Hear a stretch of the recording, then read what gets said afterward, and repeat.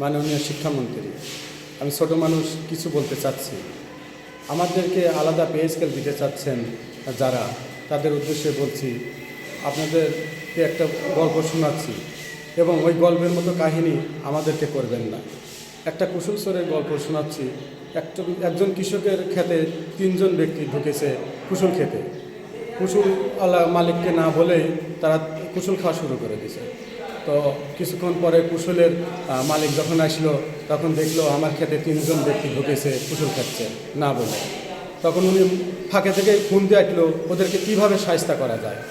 তখন প্রথম একজনকে বলল যে তুই তো হলো খুলুর বাচ্চা, তুই কেন আমার ক্ষেতে ঢুকলি।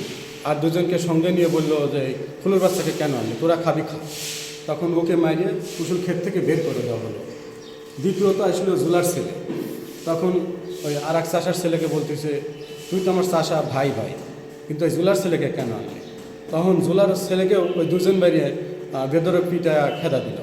তখন বাইছিল সেই চাষা আর খেতলা। তখন খেতলা বলল যে তুই খাবি খা বেটা, তুই আর দুজনকে কেন টেনে আনলি। তখন তাকেও বেদরক মারা হলো। এমন করে তাদেরকে বেদরক মার দিয়ে ক্ষেত থেকে বের করে দেওয়া হলো। তা আশা করছি আপনারা আমাদেরকে পে স্কেলের নামে কষ্টদায়ক পে স্কেল দেবেন না। আপনাদেরও বয়স হয়েছে, আমাদেরও অনেকটা বয়স হয়েছে। এই বয়সে দোয়া এবং দাওয়া দুটারই প্রয়োজন আছে। আপনারা দিবেন আর আমরা দোয়া করব। ইনশাল্লাহ আপনারা ভালো থাকবেন এবং আমাদের জন্য সজাগ দৃষ্টিতে পে স্কেলটা বাস্তবায়ন করবেন।